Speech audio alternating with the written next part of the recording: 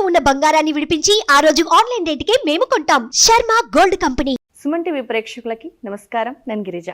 ఇవాళ మనతో పాటు ప్రముఖ జ్యోతిష్య వాస్తు పండితులు, జ్యోతిష్య శిక్షణ నిపుణులు, లలితాదేవి ఉపాసకులు బ్రహ్మశ్రీ నానాజీ పట్నాయక్ గురువు గారు ఉన్నారు. వారితో మాట్లాడదాం. నమస్కారం గురువుగారు. గురువుగారు, అసలు బ్రాహ్మీ ముహూర్తం అని ఎప్పుడు అంటారు? ఏ సమయాన్ని పిలుస్తారు? అసలు ఈ బ్రాహ్మీ ముహూర్తంలో లేచి దేవుడికి పూజ చేస్తే అంత మంచి జరుగుతుంది, దైవానుగ్రహం కలుగుతుంది అంటారు. అది నిజమేనా?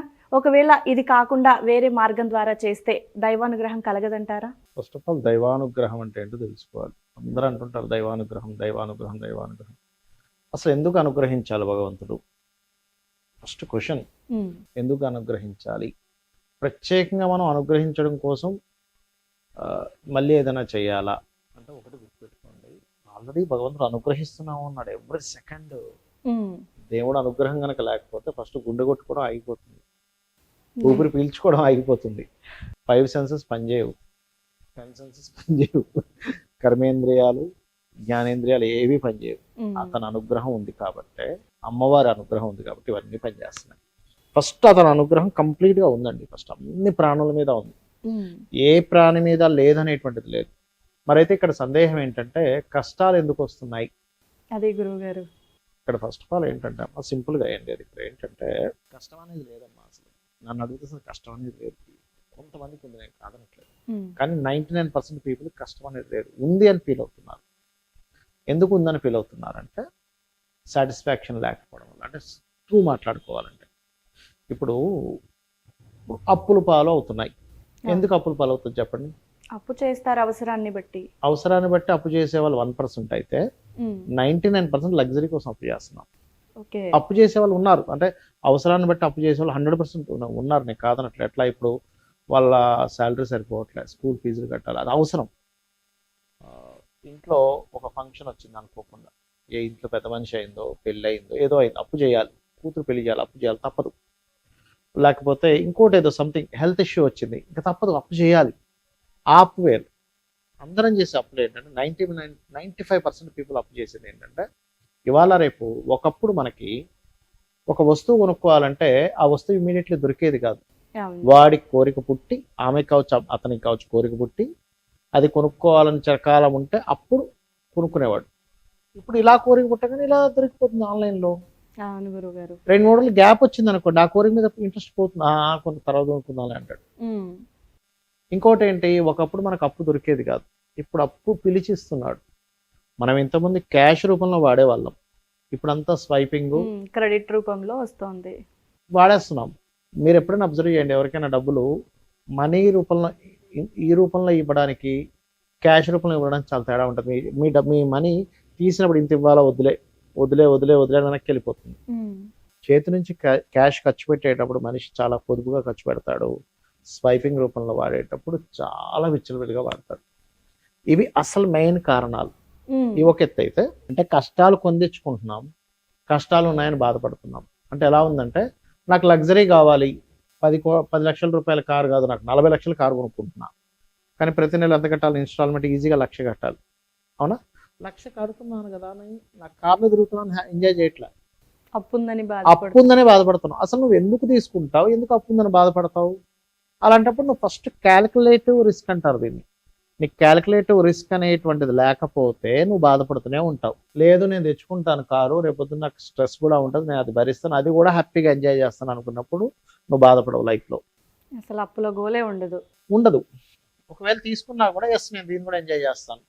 ఓ జాబ్ పోతే నాకు 2 నెలలు అప్పు కట్టాల్సి వస్తుంది, నేను వేరే వాడి దగ్గర డబ్బులు తీసుకొస్తాను, వీడు నన్ను హింసిస్తాడు, వాడు నన్ను హింసిస్తాడు, దాన్ని కూడా ఎంజాయ్ చేస్తాను అనుకున్న రోజు నీకు బాధ ఉండదు.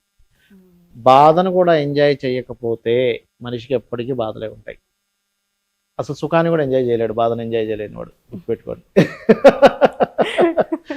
అర్థమైందమ్మా? రైట్. ఇది ఇక భగవంతుడు అసలు ఎందుకు అనుగ్రహించాలంటే ఆల్రెడీ అనుగ్రహిస్తూనే ఉన్నాడు. మీరు ఎటువంటి పదార్థము తిన్నా వితిన్ కొన్ని గంటల్లో అది రక్తం గాను, మలం గాను, వైటమిన్స్ గాను, అవసరం ఉండే పదార్థం, అవసరం లేని పదార్థం వేరైపోతుంది లోపల. ఇలాంటి మిషన్ ఎక్కడైనా ఉందా అసలు ప్రపంచంలో? లేదు. అంటే లోపల ఎంత పని చేస్తున్నాడు, నువ్వు అరిగించుకోలేవు, అరిగించే పని ఆయన చేస్తున్నాడు. నువ్వు నీ అంతటి నువ్వు గాలి పీల్చుకుని వదలలేవు, ఆయన చేస్తున్నాడు. నీ గుండె నువ్వు కొట్టుకోగలవా చెప్పండి? మన గుండె మనం కొట్టించుకో మనం చేయలేం. ఆయన చేస్తున్నాడు ఆ పని, ఇన్ని పనులు ఆయన చేస్తున్నాడు లోపల ఉండి. అన్ని పనులు ఆయనే చేయాలని మనం కోరుకుంటున్నాం. డబ్బులు ఆయన ఇచ్చేసేయాలి, పిల్లలకి చదువులు ఆయన చెప్పేసేయాలి, అన్నీ ఆయన చేసేసేయాలి. అన్నీ ఆయన ఎందుకు చేస్తాడమ్మా? అవునా కదా? మీరిన కోరికలాగా అయిపోయింది. ఇక్కడ ఏంటంటే సరే ఇప్పుడు మనం బ్రాహ్మీ ముహూర్తం దగ్గరికి వద్దాం. 4 గంటల నుంచి ప్రారంభం అవుతుంది బ్రాహ్మీ ముహూర్తం అనేది. దాదాపుగా పొద్దున్న 5:30 వరకు ఉంటుంది, గుర్తుపెట్టుకోండి దాని ప్రభావం. ఎందుకంటే 5:30 నుంచి సూర్యకిరణాల యొక్క ప్రభావం స్టార్ట్ అవుతుంది. బ్రాహ్మీ ముహూర్తం వల్ల ఫస్ట్ ఆఫ్ ఆల్ మనిషి సక్సెస్ అవుతాడు. లైఫ్ లో ఎవరెవరైతే అద్భుతమైన స్టేజ్కి వెళ్ళారు వాళ్ళందరూ మార్నింగ్ 4 o'clock 3 o'clock లేచిన వాళ్ళు. మీరు అనుకోవచ్చు కొన్ని జోక్స్ ఉన్నాయి దీని మీద. పొద్దున కోడిగుడ్లు వేస్తుంది 4 గంటలకి, అదేం బాగుపడలేదు అంటారు. కోడి ఏం చేసింది? లేచి ఆలోచించిందా? జపం చేసిందా కోడి? లేకపోతే ఏమైనా మెడిటేషన్ చేసిందా? గోల్స్ ఏమైనా రాసుకుందా కోడి? లేదు, గోల్స్ రాసుకోదు, మెడిటేషన్ చేయదు, అది ఊరకనే లేస్తుంది. అంటే కొన్ని కొటేషన్ చదువుతుంటా, పొద్దున్నే 4 o'clock కూడా కోడి లేస్తుంది ఏం బాగుపడుతుంది అంటే. లేచి ఏం చేస్తున్నావు? ఫస్ట్ ఆఫ్ ఆల్ ఏంటంటే అందరూ లేస్తారు 4 o'clock లేచే వాళ్ళు. ఎటువంటి ఇది లేకుండా కూడా లేస్తారు 4 o'clock లేచి వీడియో గేమ్ ఆడుకుంటాడు, ఏం బాగుపడతాడు? ఉపయోగం లేదు. ఫోన్ వీడియో చూస్తాడు పొద్దున్నే 4 o'clock లేచి, ఏం బాగుపడతాడు? అంటే నేను ఒక యంగ్ స్టేజ్ లో ఉన్నప్పుడు ఒక మనిషికి ఒక కోరిక ఉంటుంది, కాదనట్లేదు. కానీ నువ్వేం చేస్తున్నావు? 4 o'clock లేచి నువ్వేం చేస్తున్నావు? ఫస్ట్ కావాల్సింది లేవడం ముఖ్యం కాదు. 4 గంటలకు లేవడానికి 7 గంటలకు లేవడానికి ఎంత తేడా ఉంటుందంటే మీకు టోటల్ ఇయర్ లో ఆల్మోస్ట్ 50 days మీకు కలిసి వస్తుంది. 50 days. ఎందుకంటే ఎవ్రీ డే 3 hours అనుకోండి. 7 o'clock లేస్తుంది దానికి 4 o'clock లేస్తుంది దాని తేడా ఎంత అంటే 3 hours. ఎవ్రీ డే 3 hours అంటే 30 days కి ఎంత అవుతుంది మీకు? 21. 30 days కి 100 hours అవుతుంది, ఆల్మోస్ట్ 90 hours అవుతుంది. 90 hours అవుతుంది. 19 to 12 ఆల్మోస్ట్ అంటే 90 hours అంటే ఆల్మోస్ట్ ప్రతి నెలకి ఒక 3 రోజులు వచ్చినట్టు మీకు. అంతే కదా? 3 రోజులు వచ్చిందంటే మీకు సంవత్సరానికి ఎన్ని రోజులు వచ్చినట్టు? దాదాపుగా 36 నెలలో 39 నెలలు వచ్చేసినట్టు మీకు. ఆల్మోస్ట్ అంటే 39 రోజులు ఏమో వచ్చినట్టు. అంటే ఒక సంవత్సరంలో మీరు రోజు 3 గంటలు కనుక లేవగలిగితే ఆల్మోస్ట్ 30+ days మీ చేతిలో ఎక్స్ట్రా వచ్చాయి కదా. ఎక్స్ట్రా సమయం మన చేతుల్లో మీ చేతిలో వచ్చింది కదా. ఎక్స్ట్రా సమయం మీ చేతుల్లో ఉండి మీకు గనక సమయం యొక్క విలువ గనక తెలియగలిగితే, ఒక సాధకుడు అయితే జపం చేసుకుంటే అతను దేవతా శక్తిని పొందుతాడు. ఒక చదువుకునే వ్యక్తి గనక ఆ సమయాన్ని ఉపయోగించగలిగితే టాప్ ర్యాంకర్ అవుతాడు. ఒక బిజినెస్ మ్యాన్ గనక ఆ సమయాన్ని వినియోగించగలిగితే టాప్ బిజినెస్ మ్యాన్ అవుతాడు. నువ్వు ఆ సమయాన్ని ఏం చేస్తున్నావు ఈజ్ మోస్ట్ ఇంపార్టెంట్. 4 o'clock లేచినప్పుడు 4 o'clock లేచి మళ్ళీ యూట్యూబ్లోకి వెళ్ళిపోయి లేకపోతే షార్ట్లు చూసుకుంటూ అది చూసుకుంటూ ఫోన్ వీడియోలు చూసుకుంటూ ఇంకోటి చూసుకుంటూ 8 o'clock వరకు నువ్వు 4 o'clock లేచి 8 o'clock వరకు అదే దాంట్లో ఉండి 8 o'clock వచ్చి మీ ఇంట్లో పెద్దవాళ్ళు వచ్చి ఏంద్రా నువ్వు ఏంటి ఫోన్ పొద్దున్న చూస్తున్నావు అని గొడవ పెట్టుకొని అసలు దానికి ఉపయోగం లేదు. ఎవ్రీ సెకండ్ నేను అనేది ఏంటంటే బ్రాహ్మీ ముహూర్తం మాత్రమే కాదు, ఎవ్రీ సెకండ్ నువ్వు ఎట్లా వాడుకుంటున్నావు ఈజ్ మోస్ట్ ఇంపార్టెంట్. ఎందుకంటే ఎవ్రీ సెకండ్ ఈజ్ గాడ్ నా దృష్టిలో. సమయాన్ని ఎవరు కొనలేరు, సమయాన్ని ఎవరు క్రియేట్ చేయలేరు. ఏదైనా క్రియేట్ చేయగలరు, సమయాన్ని క్రియేట్ చేయలేరు. క్రియేట్ చేయలేని సమయాన్ని నీకు భగవంతుడు ఇచ్చినప్పుడు నువ్వు దాన్ని ఎలా వాడుకుంటున్నావో దాన్ని బట్టి నీకు యోగం పడుతుంది. సమయాన్ని వినియోగించుకోలేని వాడు వ్యర్థుడు.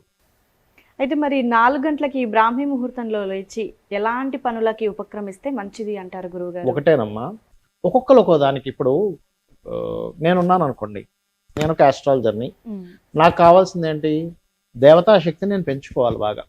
ఎందుకు పెంచుకోవాలంటే ఆస్ట్రాలజీ అంటే ఓన్లీ క్యాలిక్యులేషన్స్ మాత్రమే కాదు. ఈ గ్రహం ఇక్కడ ఉంటే ఈ ఫలితం, ఈ గ్రహం ఇక్కడ ఉంటే ఈ ఫలితం అని కాదు. ఆస్ట్రాలజీ అంటే వాక్శుద్ధి పెంచుకోవాలి. వాక్శుద్ధి, అనుష్ఠాన బలం పెంచుకోవాలి మేము. అందుకని మేమేం చేయాలి? పొద్దున్నే లేచి జపం చేసుకోవాలి.